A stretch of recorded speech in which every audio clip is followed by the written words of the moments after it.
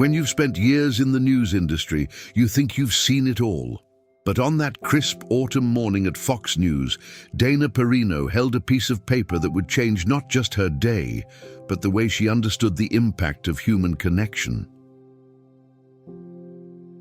The studio lights were just warming up, and the usual pre-show bustle filled the corridors. The morning had started like any other, scripts being finalized, makeup artists making last-minute touches, producers speaking rapidly into their headsets.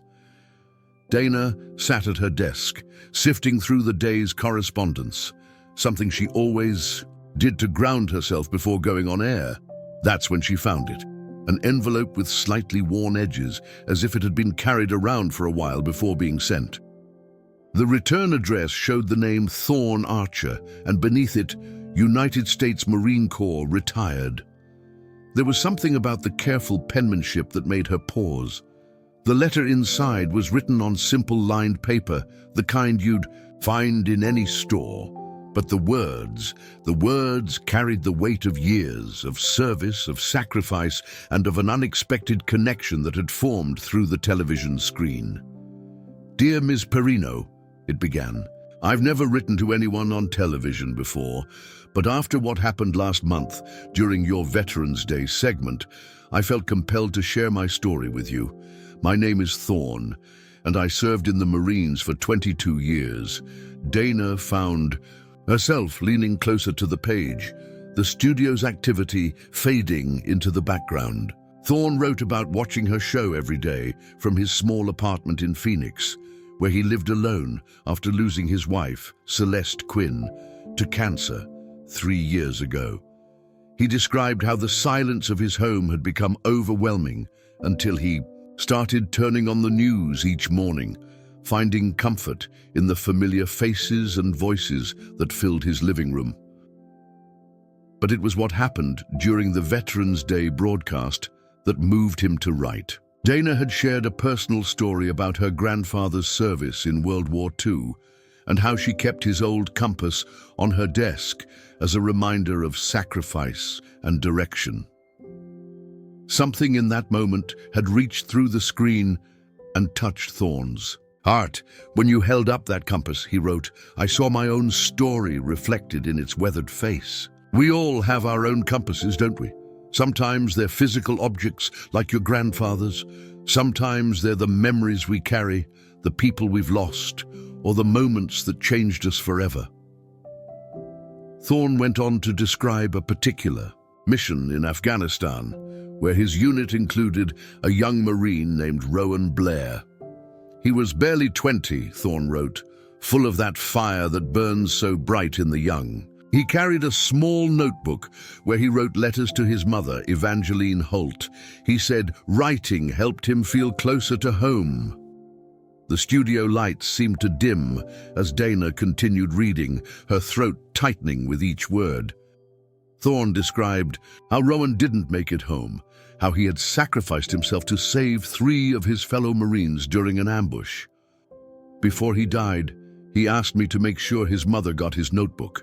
When I delivered it to her personally, she hugged me and said, "Thank you for bringing my boy's words home." The letter continued, describing how watching Dana's show had become Thorn's new way of feeling connected to the world. When you share stories about service members, when you take the time to understand our experiences, it matters more than you know. That day with the compass, you weren't just telling your grandfather's story. You were telling all of our stories. As Dana reached the final paragraphs, her hands trembled slightly. Thorn had enclosed a small object with his letter, a tarnished metal pin, his Marine Corps insignia. "I want you to have this," he wrote. "Not because you need another military memento for your desk, but because you've earned it in your own way. You've become a compass for some of us who sometimes feel lost in the civilian world." The letter concluded with a simple request. "You don't need to respond or acknowledge this on air. I just wanted you to know that sometimes, when you think you're just doing your job, you're actually throwing out lifelines to people you'll never meet. And sometimes those lifelines save us in ways you'll never know." Dana sat there, the studio, now completely forgotten, the letter and pin in her hands.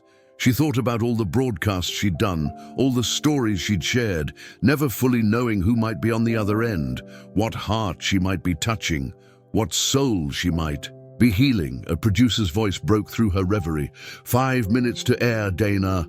She carefully folded the letter and placed it in her jacket pocket, along with the pin. But something had shifted inside her. The weight of the metal against her heart reminded her that every word spoken into that camera had the potential to reach someone like Thorne, to make a difference in ways she might never fully understand. As she walked toward the studio, Dana passed the wall of screens showing various news feeds.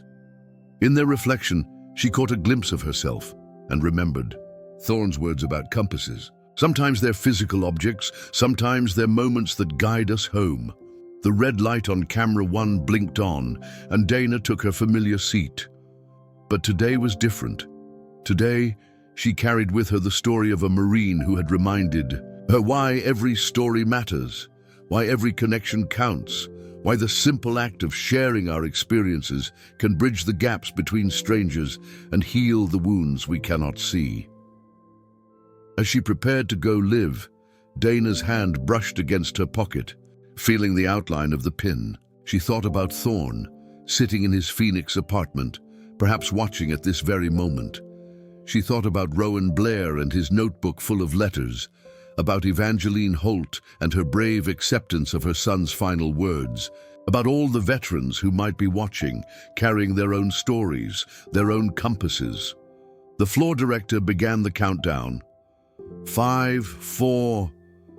Dana straightened in her chair, knowing that today's broadcast would carry a deeper meaning, because now she understood that beyond the lights and cameras, beyond the ratings and headlines, there were people like Thorne Archer, finding their way back to connection, one broadcast at a time. 3, 2...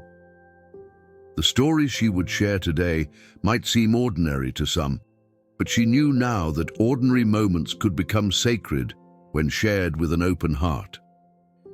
She thought of how Thorne's letter had transformed her ordinary morning into something profound, and how she now had the opportunity to pass that gift forward. 1... The red light blazed, and Dana smiled into the camera, carrying within her the weight of Thorne's pin and the lightness of knowing that sometimes the most important stories are the ones that remind us we're all connected, all searching for our way home, all in need of a compass to guide us through the dark. The studio lights dimmed as the off-air signal flashed, but Dana couldn't shake the weight of Thorne's letter from her mind. Her co-host, Luca Donovan, noticed her unusual quietness as they removed their microphones. "Everything all right?" he asked, his voice carrying the genuine concern that had made him such a trusted colleague over the years. Dana reached into her pocket and carefully withdrew the letter, along with the Marine Corps pin that now felt warm from being pressed against her throughout the broadcast. "I received this today," she said softly, smoothing the creased paper on the desk between them. Luca leaned forward, his eyes scanning the first few lines. The usual post-show bustle continued around them. Production, assistants darting about, the sound of equipment being packed away, phones ringing in the distance. But at their desk, time seemed to slow down. "You should read this on air," Luca said finally, looking up from the letter. Dana shook her head, remembering Thorne's specific request not to acknowledge it during the broadcast. "He asked me not to," she explained. "But there's something about this letter, Luca. It's made me think about every segment we've done, every story we've shared." As they sat there, Lyra Stone, their executive producer, approached with the usual post-show notes. She noticed the serious expressions on their faces and paused. "What's going on?" Dana handed her the letter, watching as Lyra's professional demeanor softened with each paragraph she read. When she reached the part about Rowan Blair and his notebook of letters home, Lyra had to take a moment, removing her glasses to wipe her eyes. "This is exactly why we do what we do," Lyra said, her voice thick with emotion. "This is why every story matters, why every detail counts." She looked at Dana with renewed purpose. "We need to find him." "But he specifically asked not to be acknowledged on air," Dana reminded them. "Not for the show," Lyra clarified. "For you. This kind of connection, it deserves more than just a letter sitting in your pocket." The three of them sat in contemplative silence, the studio now almost empty around them. Ivy Sinclair, their research assistant, joined them, curious about the impromptu meeting. As she read the letter, her fingers flew across her tablet, already searching. "Thorn Archer, retired Marine Corps, Phoenix," she muttered, her eyes scanning data only she could see. "There are 3 possibilities, but given the details in the letter," she looked up triumphantly. "I think I found him." Dana felt her heart skip. The possibility of meeting Thorn in person, of thanking him face to face for reminding her of the profound impact their work could have, was both exciting and daunting. "He lives in a small veterans community just outside Phoenix," Ivy continued.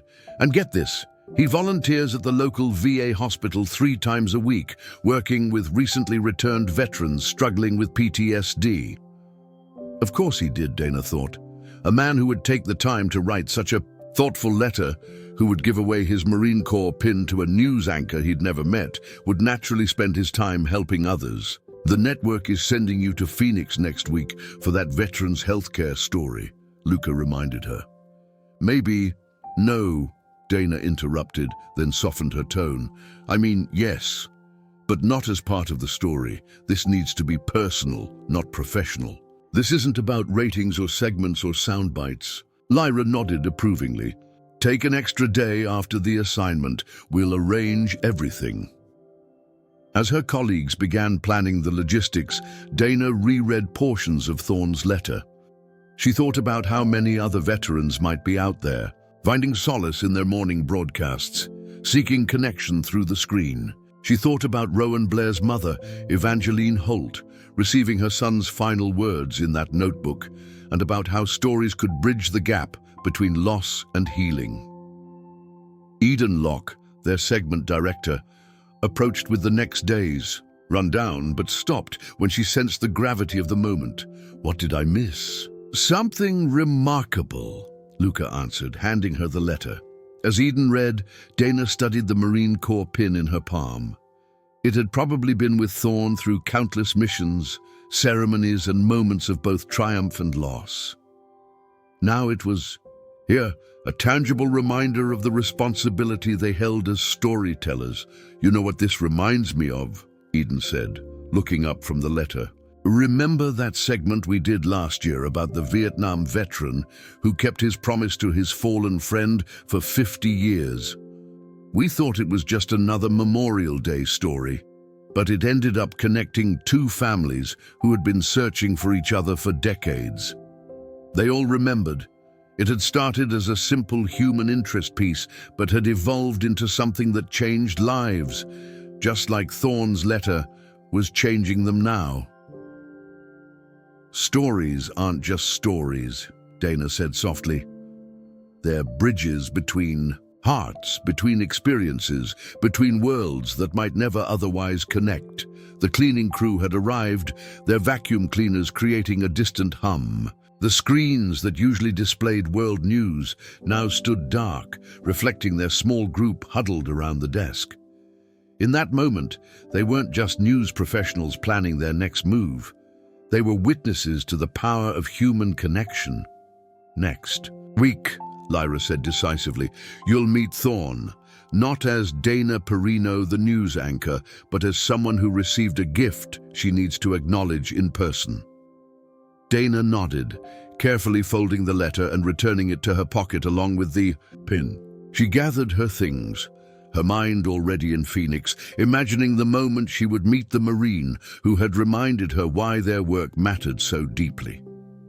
As she walked through the quiet studio toward the exit, she passed the wall where they displayed memorable moments from their broadcasts. Photos of interviews, breaking news coverage, special events. each one representing countless unseen viewers like Thorne, whose lives were touched in ways they might never know. Tomorrow, they would return to their regular programming. They would report on politics and economics, on global conflicts and local triumphs. But something had shifted. Every story they told would carry the echo of Thorne's words about compasses and connection, about the power of shared experiences to guide us home. In her car, before starting the engine, Dinah sent a quick text to her assistant. Need to reschedule next week's Phoenix interviews. Something more important came up. Then she sat there for a moment, holding the Marine Corps pin to her heart, and whispered a quiet thank you to the veteran who had reminded her that sometimes the most powerful stories are the ones that begin with a simple letter. The desert air hit Dana like a warm embrace as she stepped off the plane in Phoenix. She had waited exactly 7 days since receiving Thorne's letter, and now, with her official network duties completed, she had 24 hours for what felt like the most important meeting of her career. Celeste Quinn Avenue. That's where IV had located the veterans community. Dana's rental car hummed along the sun-baked streets, her GPS quietly guiding her through unfamiliar territory. The Marine Corps pin sat on the dashboard, catching the Arizona sunlight and throwing tiny reflections across the interior. Her phone buzzed with a message from Ren Holloway, the VA hospital's volunteer coordinator. Mr. Archer is finishing up his morning session with the veterans. He has no idea you're coming. The veterans community appeared ahead, a carefully maintained collection of houses and gardens that somehow managed to look both military precise and comfortably lived in. American flags fluttered from several porches, and she noticed a few residents tending to desert-adapted plants in their front yards. As she parked, Dana caught sight of her reflection in the rearview mirror. She had deliberately dressed down today. No network makeup, no power suit, just a simple blouse and slacks. This wasn't about the anchor persona. This was about two humans connecting over something deeper than television ratings. The VA hospital was a modern building that somehow retained a sense of history. Inside, the air conditioning hummed quietly as Dana approached the front desk. Nova Wren, whose name tag identified her as the volunteer coordinator she'd been texting with, looked up with immediate recognition. "He's in the garden," Nova said softly, gesturing toward a set of glass doors leading to an outdoor space. "It's where he usually goes after his sessions. The veterans say it helps them transition back to civilian conversations." Through the glass, Dana could see several people moving among raised flower beds and vegetable gardens. One figure stood out, a tall man with military straight posture, speaking quietly to a younger veteran as they examined a tomato plant. "That's him," Nova confirmed. "Thorne has this way of helping them ground themselves through simple things. Gardening, writing, sharing stories, much like what he described in his letter to you." Dana's hand instinctively went to her pocket, where Thorne's letter sat folded carefully next to her heart. She had read it so many times over the past week that she practically knew it by memory. "Would you like me to introduce you?" Nova offered. "No," Dana replied, gathering her courage. "I think this needs to be direct, like his letter was." She pushed through the glass doors, the desert heat enveloping her once again. The garden was larger than it had appeared from inside, a thoughtfully designed space with shaded sitting, areas between the planted sections. The scent of herbs and desert flowers filled the air. Thorne was still talking to the young veteran, who Dana now noticed walked with a slight limp. As she approached, she could hear fragments of their conversation about the therapeutic benefits of working with living things, of nurturing growth. "Excuse me," Dana said softly. "Mr. Archer?" Thorne turned, his weathered face registering first politeness, then surprise, then a deep understanding as recognition dawned. The young veteran he'd been speaking with, sensing the significance of the moment, quietly moved away to give them privacy. "Miss Perino," Thorn said, his voice exactly as she had imagined it while reading his letter. Warm, steady, carrying the weight of experience, but also the lightness of wisdom. I told you not to acknowledge the letter. Dana smiled, reaching into her pocket. You did, and I respected that request on air. But this isn't about the show, Mr. Archer. This is about thanking you properly for reminding me why we do what we do. She held out the Marine Corps pin. And about returning something that belongs to you. Thorn looked at the pin in her palm, emotion flickering across his face. That was a gift, he said firmly, and I am deeply honored by it, Dana replied. But I brought something else, something I hope you'll accept in exchange. From her other pocket, she withdrew a small compass, not her grandfather's, which still sat on her desk at the studio, but one she had carefully chosen. Its face was new, but its design was classic military issue, similar to the ones used during Thorn's years of service. You wrote about compasses, she explained, holding it out to him. About how sometimes they're physical objects and sometimes they're the moments that guide us home. Your letter was a compass for me, Mr. Archer. It helped me remember my true north. Thorn accepted the compass with careful hands, examining it with the attention of someone who understood its literal and symbolic significance. Please, he said finally, call me Thorn. They stood in comfortable silence for a moment, surrounded by the garden he had helped create. In the distance, other veterans worked among the plants, each finding their own path to healing through growth and care. Would you like to see something? Thorn asked, gesturing toward a particular section of the garden. As they walked, he explained how each veteran who came through the program was encouraged to plant something. Flowers, vegetables, herbs, anything they could nurture and watch grow. It gives them a sense of purpose, he explained, a way to mark time that isn't about what they've lost, but what they're helping to create. They stopped at a small plot where desert wildflowers bloomed in brilliant purples and yellows. These, he said, were planted by a young Marine who reminded me of Rowan Blair. He came to us angry, lost, struggling to find his place in the civilian world. Now, he's studying to become a counselor himself. Dana thought about the ripple effects of kindness, how Thorn's own healing had led him to help others find their way, just as his letter had helped her rediscover her purpose in sharing stories that mattered. Would you tell me about Rowan? She asked gently. Not for broadcast, not for any story, just as one person honoring the memory of another. Thorn's eyes softened, and he gestured to a nearby bench in the shade. As they sat, he began to share stories about the young Marine who had written letters to his mother, about courage and sacrifice, about the weight of carrying someone's final words home.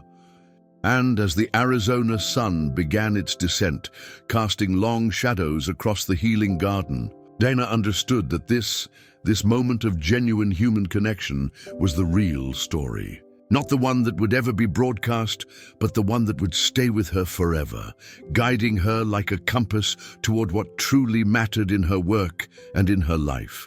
The Marine Corps pin and the new compass lay between them on the bench, two different kinds of guides, both pointing toward the same truth, that sometimes the most important journeys lead us not to places, but to moments of understanding between souls who needed to find each other. The late afternoon sun cast a golden glow over the VA hospital's garden as Thorn and Dana continued their conversation. A light breeze carried the scent of desert sage and rosemary from the surrounding plants, creating an atmosphere of peaceful intimacy. You mentioned in your letter that you watch the show every morning, Dana said, her voice gentle with curiosity. What made that Veterans Day segment different? Thorn adjusted the compass in his weathered hands, his fingers tracing its edges as he gathered his thoughts. You know, Kaya Mercer, one of our regular volunteers here, always says that healing doesn't happen in straight lines. It spirals, circles back, takes unexpected turns. He paused, watching a hummingbird dart between the desert flowers. That morning, when you held up your grandfather's compass, I was having what we call a heavy day. The kind where the memories feel too close, too raw. Seeing you handle that family heirloom with such reverence, it reached through all my defenses. Dana listened intently as Thorne continued. Your grandfather's story reminded me of my own father, Finian Garrison. He served in Vietnam, came home with his own shadows to fight. But he taught me that the greatest act of courage isn't what we do in battle. It's how we choose to live after. A young veteran, Zion Carver, was working nearby, carefully tending to a row of lavender plants. Thorne acknowledged him with a nod before turning back to Dana. Every person here has their own story, their own battle to fight. But what many don't realize is that healing often comes through helping others heal. Is that why you volunteer here? Dana asked, noticing how other veterans in the garden seemed to draw strength from Thorne's steady presence. Partly, he smiled, but it's also because of something Rowan Blair taught me. The day before we lost him, we were taking cover during a sandstorm. He was writing in that notebook of his, and I asked him why he kept at it when the conditions were so harsh. Thorne's voice softened with memory. He looked at me and said, "Sir, my mom always says that words are like seeds. Plant them in the right moment and they grow into something bigger than yourself." I didn't fully understand what he meant until I delivered his notebook to Evangeline. Dana thought about her own words, broadcast daily into millions of homes, and how they had somehow planted themselves in Thorne's life at exactly the right moment. The day I gave Evangeline her son's notebook, Thorne continued, she invited me to stay for coffee. We sat in her kitchen while she read Rowan's words. And something extraordinary happened. Instead of breaking down, she began to smile through her tears. "My boy," she said, "he's still teaching me, even now." A group of veterans had gathered near the garden's meditation area, their quiet conversations creating a gentle backdrop to Thorne's story. Among them was Ileana Carver, a retired Air Force nurse who now helped coordinate the garden therapy program. After that day, Thorne said, I understood what Rowan meant about words being seeds. His letters to his mother became a source of healing, not just for her, but for every veteran I've shared his story with. It shows them that their words, their experiences, their lives matter, even the parts that feel broken. Dana reached into her bag and pulled out a small journal. "That's why I brought this," she said, offering it to Thorne. "I thought maybe you could use it to plant some seeds of your own." The journal was bound in simple leather, its pages clean, and waiting. Thorne accepted it with visible emotion, running his hand over the cover. Adira Vale, one of our youngest veterans here, she started writing after I told her about Rowan's notebook. Last week she read one of her pieces at a support group meeting. The impact was immediate. 5 other veterans asked for notebooks that same day. As if on cue, Adira appeared around the corner of the garden path, her arms full of fresh-cut herbs. She smiled shyly at Thorne before continuing her work, unaware of the role she played in his story. "Your letter to me," Dana said softly. "It was a seed too, wasn't it? Not just a thank you, but a reminder that connection can bloom in the most unexpected places." Thorne nodded, his eyes reflecting the setting sun. "When I wrote it, I never imagined you'd come all the way to Phoenix. I just knew I had to put those words on paper, to acknowledge how something as simple as a morning news segment could throw out a lifeline to someone struggling to stay anchored." The garden had grown quieter as other veterans began finishing their day's work. The desert sky was painting itself in brilliant oranges and purples, a daily Arizona masterpiece that never failed to inspire awe.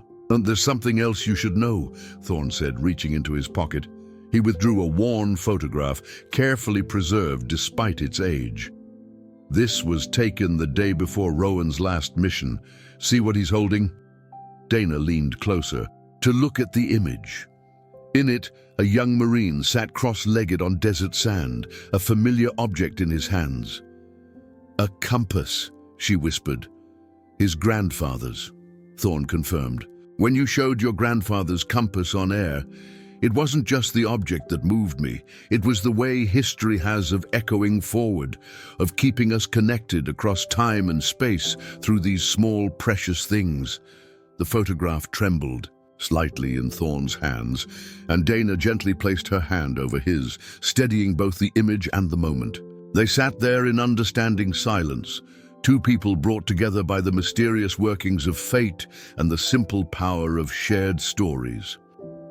As the day's light began to fade, the garden's automatic lights softly illuminated the paths, creating a gentle glow that seemed to embrace their conversation. In this space of healing and growth, surrounded by the evidence of nature's resilience, Dana understood that her journey to Phoenix had become something far more significant than a simple thank you.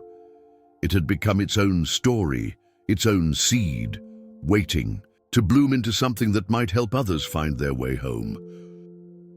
As twilight settled over the VA hospital garden, Iris Lennox, the evening shift nurse, approached with 2 cups of coffee. She had sensed the weight of the conversation between Dana and Thorn and thought they might appreciate the warmth. "Thank you, Iris," Thorn said, accepting the cup with a grateful nod. "You always know when we need a little comfort." Dana rapped, her hands around the warm cup, watching as Iris discreetly retreated, leaving them to their conversation. The garden lights created soft halos around the plants, and somewhere in the distance, a wind chime offered its gentle music to the evening. "There's something I haven't told you about Rowan," Thorn said, after a thoughtful sip of coffee. "Something I've never told anyone, actually." He reached into his jacket and pulled out a small, worn envelope. This was in his notebook, separate. From his letters to Evangeline, it was addressed to me. Dana's breath caught slightly. The weight of this moment, of Thorn choosing to share something so personal, wasn't lost on her. She watched as his fingers carefully opened the envelope, now soft with age and handling. "I didn't read it right away," he continued. "Couldn't bring myself to do it until months after I'd delivered the notebook to his mother. But when I finally did..." His voice trailed off as he unfolded the letter. "Dear Captain Archer," he read softly, "if you're reading this, I guess I didn't make it. That's okay. We all knew the risks when we signed up. But there's something I need you to know." Thorn paused, taking a steadying breath. "Remember that night in Kandahar when you found me having a panic attack behind the mess hall? You didn't make a big deal about it. You just sat with me, showed me your own battle scars, not the physical ones, but the ones inside. You told me about your struggles after your first tour, about how helping others had helped you heal." Dana sat perfectly still, honored to be witness to this intimate revelation. The garden around them seemed to hold its breath. "That night changed everything for me," Thorn continued reading. "It showed me that strength isn't about never breaking. It's about how we put ourselves back together. The letters I write to, Mom, they're not just updates. They're my way of putting myself back together every day, and now I need you to do something for me." A gentle breeze rustled the desert flowers, carrying their subtle fragrance through the evening air. Thorn's voice remained steady, though Dana could see the emotion in his eyes.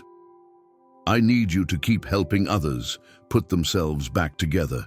Not because you owe me or anyone else, but because you showed me it was possible, and someone else out there needs to learn that too." The letter was signed simply Rowan, with a small compass drawn beneath the name. "That's why I started volunteering here," Thorn said, carefully folding the letter back into its envelope. "It wasn't just about honoring his memory. It was about keeping a promise I didn't even know I'd made." Dana thought about the ripple effects of kindness, how Thorn's moment of vulnerability with a young Marine had not only helped Rowan find his way, but had ultimately led to countless other veterans finding healing in this garden. "The morning you showed your grandfather's compass," Thorne continued, "I had just finished reading this letter again. I keep it with me during difficult days. When you started talking about how objects can carry stories, can guide us home, it felt like everything connected, like Rowan was still teaching us all about finding our way." As if to emphasize his point, Ember Frost, a young veteran who'd been quietly working in the herb garden, began humming a familiar military hymn. The sound floated through the evening air, a gentle reminder of the bonds that connected everyone. "In this space, you know what's remarkable?" Dana said softly. "Your letter to me, it did the same thing.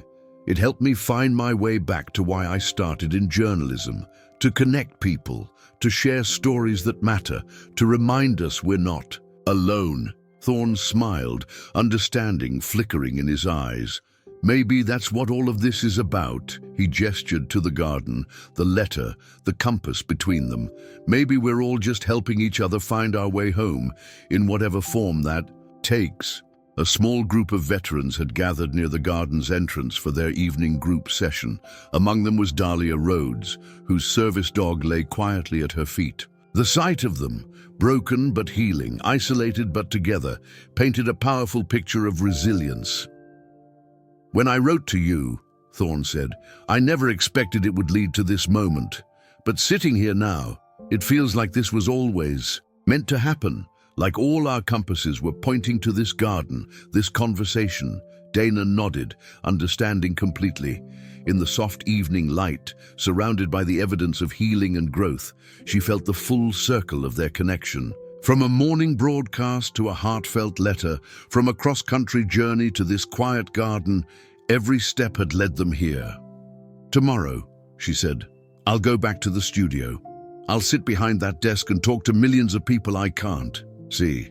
But it will be different now, because I'll know that somewhere out there, someone like you might be listening, might be finding their way home through our words." Thorne reached for the compass she had given him, its new face catching the garden lights. "And I'll be here," he said, "helping others plant their stories, watch them grow. And when I need guidance, I'll have this to remind me that sometimes the most important journeys aren't the ones we take through physical space, but through the landscapes of healing and hope." As night settled fully over Phoenix, the garden became a sanctuary of soft lights and gentle shadows. In this space of growth and renewal, two people from different worlds had found common ground, their stories intertwining like the vines that climbed the garden walls, reaching always upward, always toward the light. The garden's evening therapy group was wrapping up, and Nova Wren approached Dana and Thorne with an unexpected request. "Some of our veterans heard you were here, Miss Perino. They're wondering if you'd join us for our closing circle." Dana looked at Thorne, who nodded encouragingly. "It's something we do every evening," he explained. "Share a moment of gratitude, a lesson learned, a step forward." Together, they walked to where 15 veterans had formed a loose circle near the garden's central fountain. The water's gentle sound provided a soothing backdrop as Ophelia Blair, a retired Army medic, began the session. "Today, I planted tomatoes," Ophelia said, her voice steady but soft. "Last week I couldn't even leave my room. Small steps, but steps forward nonetheless." Around the circle, heads nodded in understanding. This was a space where progress wasn't measured in grand gestures, but in quiet victories, in moments of growth as gradual and genuine as the plants surrounding them. Elena Carver, still in her hospital scrubs from her shift at the local emergency room, spoke next. "I had a rough call today. Usually I'd shut down, isolate. Instead I came here, watched the sunset, remembered to breathe." Dana listened, deeply moved by the raw honesty in this circle. These weren't the polished stories she normally broadcast. These were real moments of human struggle and triumph, shared in trust and received with respect. When it came to her turn, Dana felt the weight of the moment. "Today I learned that sometimes the stories that matter most are the ones we never planned to tell, They're the ones that find us, that remind us why we do what we do. She glanced at Thorn before continuing. A letter arrived on my desk last week. It wasn't meant for broadcast, wasn't seeking attention. It was simply one heart reaching out to another, reminding me that every word we speak, every story we share, has the power to throw out a lifeline to someone we may never meet. The circle remained quiet, but Dana could feel the impact of her words. These veterans understood better than most the power of unexpected connections, of finding hope in unlikely places. Delilah Wynne, a young Marine who had been silently tending to the garden's roses all afternoon, suddenly spoke up. Mr. Archer shared Rowan's story with me when I first came here, about his letters home, about finding peace in putting words on paper. It's why I started writing again. She pulled a small notebook from her pocket, similar to the one Rowan had carried. Tonight, I wrote about the roses, about how they have thorns but still manage to create something beautiful. Like us, I guess. Thorn's eyes glistened in the garden lights. Dana noticed how he touched the compass she had given him, as if drawing strength from its presence. When I wrote that letter to you, he addressed Dana but spoke to the entire circle. I was having one of those days where the weight of memory felt too heavy. But watching you share your grandfather's compass story reminded me that our experiences, our struggles, our victories, they're all connected. They're all part of a larger story of healing. Uma Archer, no relation to Thorn but carrying the same resilient spirit, added her voice to the circle. That's what this garden teaches us. Everything here is connected. The roses need the bees, the tomatoes need the sun, and we need each other. As the circle continued, more stories emerged. Griffin Archer spoke about finding peace in the rhythm of watering plants. Jessamine Ellison described how tending to herbs helped her manage anxiety. Each story built upon the last, creating a tapestry of healing and hope. Dana thought about how different this was from her usual broadcasts. There were no cameras here, no carefully crafted segments, no commercial breaks, just authentic human connection, growing as naturally as the plants around them. Noah Delaney, one of the younger veterans, had been quiet throughout the session. But as the circle began to wind down, she spoke up. Ms. Perino, will you tell this story, not just about Mr. Archer's letter, but about all of us? About how sometimes healing looks like a garden, and hope looks like a compass, and family looks like a circle of strangers sharing their truth. The question hung in the evening air, heavy with possibility. Dana felt the responsibility of it. The privilege of being trusted with these stories. Not as a news story, she answered carefully. Some things are too precious for headlines, but I promise to carry these lessons with me, to let them inform every story I tell. Because what I've learned here, what you've all taught me, is that the most powerful stories are the ones that remind us of our shared humanity. Thorn closed the circle with a tradition he had started months ago. Remember, he said, his voice carrying the weight of experience and the lightness of hope, every seed we plant here, whether it's in the soil or in each other's hearts, grows into something bigger than ourselves. Every step forward, no matter how small, leads us home. As the circle dispersed, Dana watched the veterans move through the garden, some pausing to touch a leaf here, adjust a stake there. Each small gesture was an act of caring, of connection, of choosing to nurture life, despite having seen so much death. In the growing darkness, the garden lights created a gentle glow, turning the space into something almost magical. Here, in this unexpected sanctuary, Dana had found not just the end of her journey to thank Thorn, but the beginning of a deeper understanding of what it truly means to share stories that matter. The next morning arrived with Arizona's characteristic golden light streaming through the clouds. Dana stood at the entrance of the VA hospital garden one last time, her flight back to New York scheduled for the afternoon. The garden looked different in the dawn light, fresher, full of possibility. Thorne was already there, tending to the morning watering alongside Kieran Hart, a veteran who had recently joined their community. There was something poetic about watching them nurture new growth as the day began. "Early riser?" Thorne asked as Dana approached, though his gentle smile suggested he had expected nothing less. "Couldn't leave without saying goodbye properly," she replied, taking in the morning activity. Several veterans were already at work in different sections of the garden. Rowan Steele was checking the tomato plants, while Mira Grayson carefully harvested herbs for the hospital's kitchen. "I have something for you," Dana said, reaching into her bag. She pulled out a small package wrapped in simple brown paper. "It's not just from me. Everyone at the studio contributed." Thorne carefully unwrapped the package to reveal a leather-bound album. Opening it, his breath caught slightly. The first page held a professionally mounted photograph of his Marine Corps pin sitting beside Dana's grandfather's compass on her studio desk. "Keep going," she encouraged softly. Each page that followed contained photographs and short notes from veterans across the country who had been touched by that Veterans Day broadcast.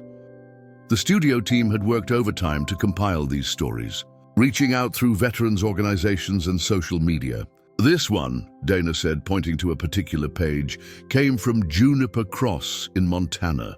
She wrote that watching the segment about the compass helped her finally open her own grandfather's war diary. She's now working with local schools, sharing veteran stories with the next generation. Thorne turned the pages slowly, taking in each photograph, each story. There was Phoenix Wilder from Oregon, who had started a veterans garden program inspired by similar projects. Sarai Foster from Texas, who had finally found the courage to write about her experiences after hearing about Rowan's letters. "Are you? See?" Dana said gently. "Your letter to me wasn't just about one connection. It started a chain reaction. Every person in this album has their own story of finding their way home. Just like you helped me find mine." The morning sun had risen higher, casting long shadows through the garden. Around them, more veterans had arrived for their morning routines. Cambria Steele was teaching a new member how to prune the desert roses, while Odette Fairchild led a small meditation group near the fountain. "Last night's circle," Thorne said, still holding the album carefully.